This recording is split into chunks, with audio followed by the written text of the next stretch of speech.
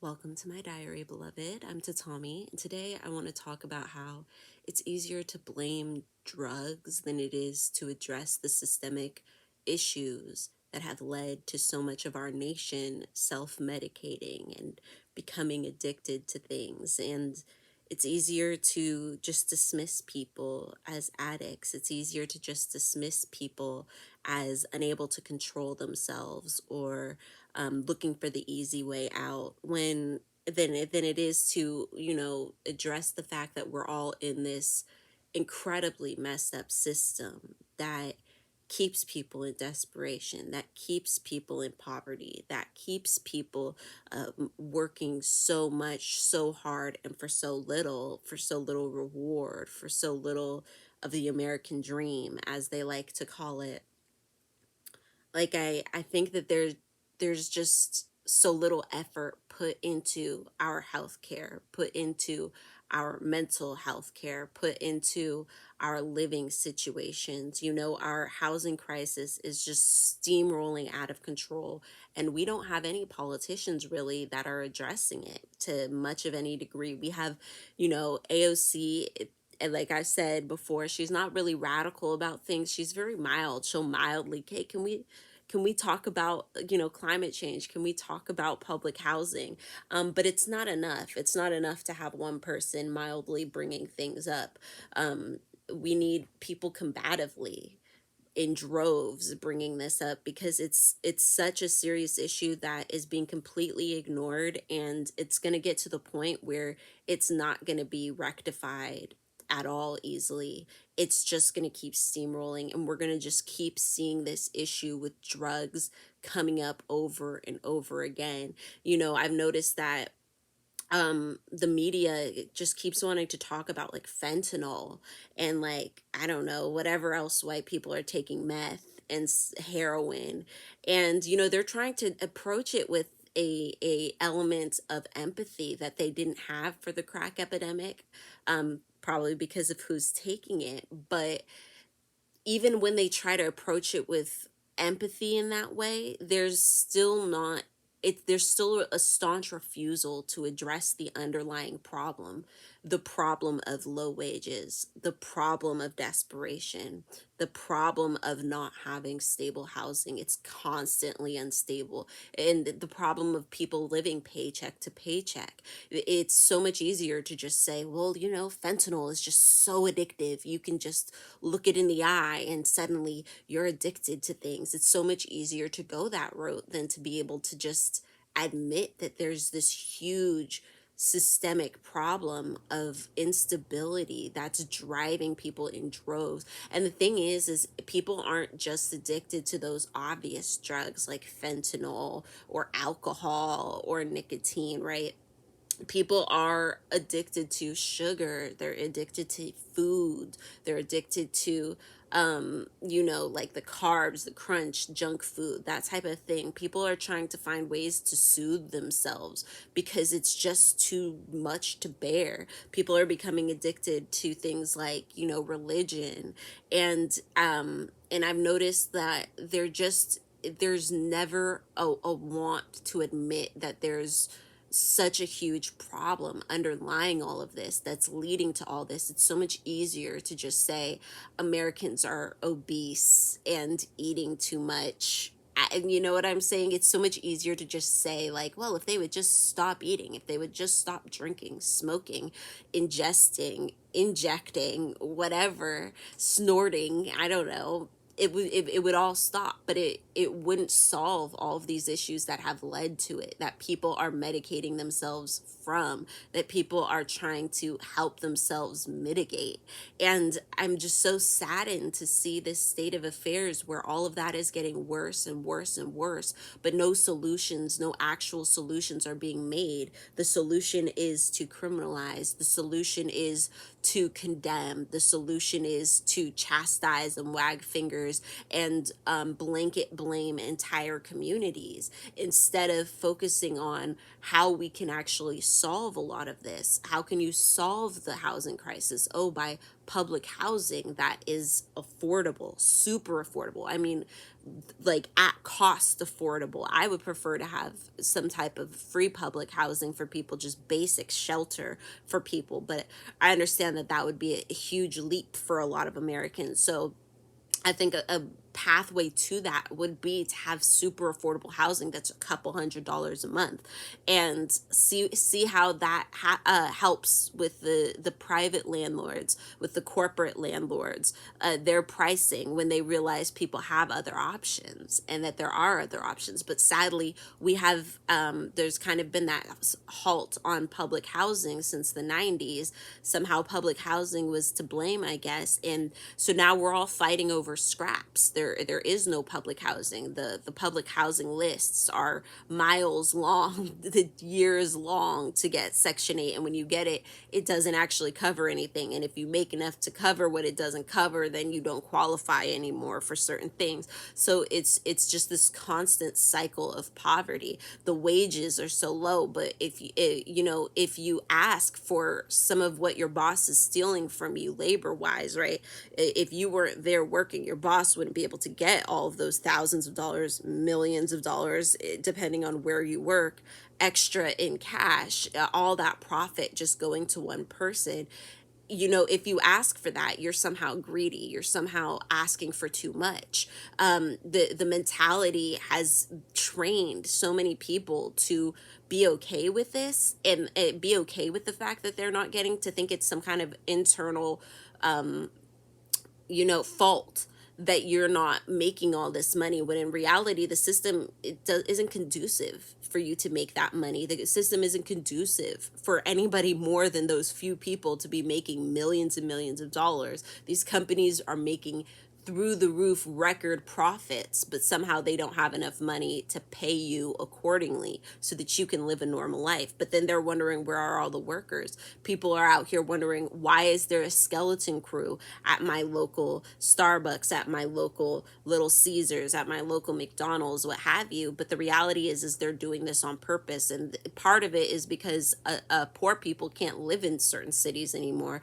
You know what I mean? I was in a Santa Cruz group. I'm in a Santa Cruz group, and some lady was going off about how teens don't want to work anymore. Oh, when I used to post for my swim, it's like it's not a swim club, you know what I'm saying? It's swim classes at a local swimming pool. Um, when I used to post, I would get 30, 40, 50 teens who wanted to work. And now I'm practically out here begging. Where are the teens who want to work? Where are the teens who want to pay for their cell phone bills? And I was like, first of all, the fact that you're out here chastising children for not wanting to work is mind boggling.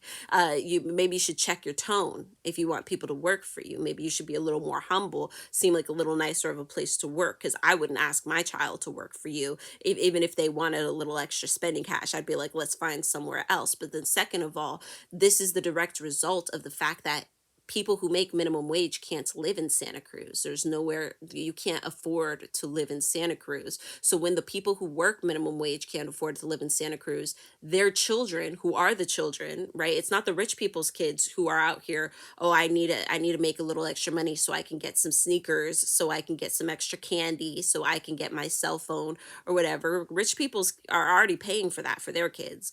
It's the poor people's kids who are the ones who would have needed that job. But it's a direct result of the fact that they've been priced out of here. So now they're not living anywhere near here. It's not like their kid has to walk up the block to your little swimming pool, and, be a lifeguard, which I would think being a lifeguard and taking care of people's children in a pool would make more than minimum wage. I would want that person to make more than minimum wage and have some training to have my 6 year olds out in a swimming pool somewhere, have their lives in their hands.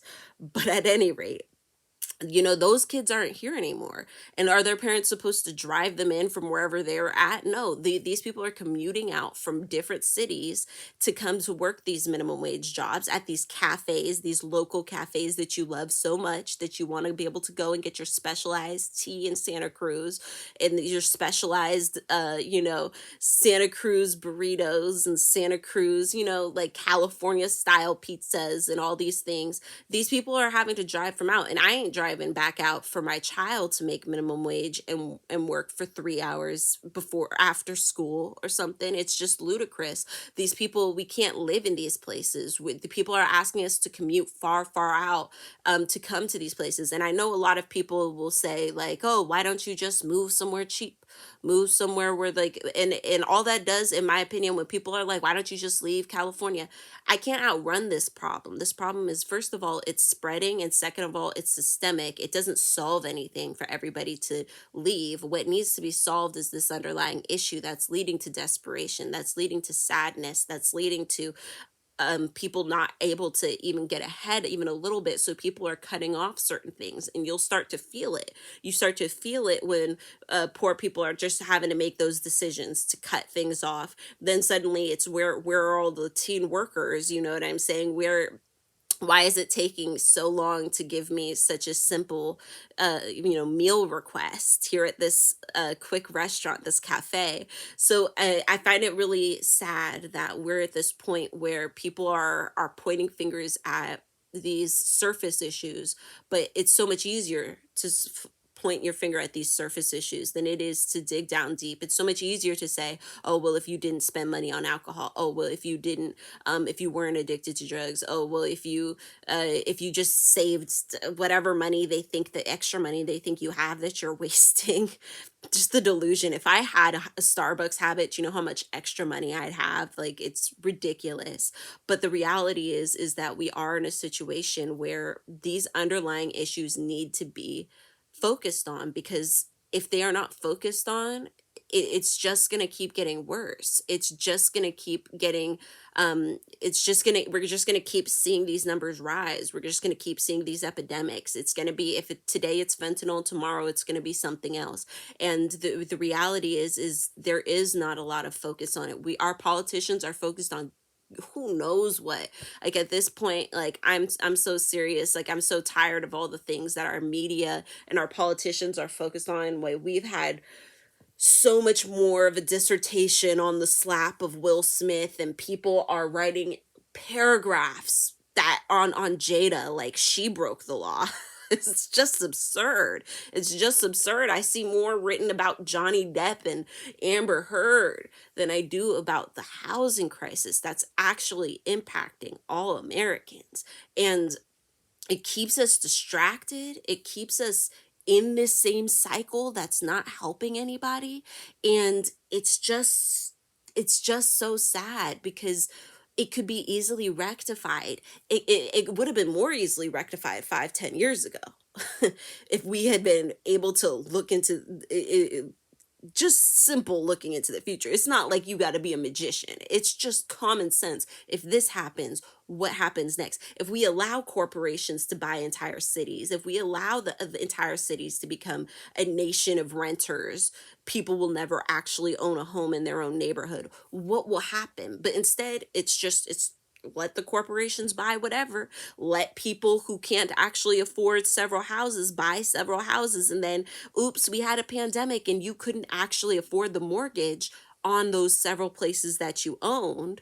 It actually put a struggle on you because you weren't actually capable. Your whole plan was to grift off the people poorer than you. We have just this whole huge issue where, with things that, yeah, your freedoms, but your freedoms are impacting the entire country. Your freedoms are actually making it harder for everybody else to fucking live. How is that freedom if I'm stuck because you're out here playing games in the economy? How does that make sense? But it's so much easier to just blanket blame people, blame the homeless, get the homeless out of here, just leave, just go to a small podunk town where there are no jobs, and your job set of skills, your skill set doesn't actually apply, but your skill set does apply to the cities. But people acting like you want to live in the cities because you just want to party all the time. Like, that's not the majority of people. The majority of people here in the Bay Area are not living in the Bay Area because we just like want to be Californians, blah blah blah. No, this is our home. This is where we were born. This is where our jobs are. This is where we're supposed to be able to get work, and the work is supposed to be able to pay us enough so that 30% of our income goes to rent. But between the rent going up and the wages staying stagnant, it's just not possible. So I'm so tired of people just blaming like the surface issues, and then like the media does it, the politicians do it, the people eat it up, and then it's just a constant head to head battle, when in reality a lot of this should be a non-issue. That's just my humble opinion. At any rate, thank you for listening. May your ancestors and spirit guides be with you at every crossroads, and I will see you next time.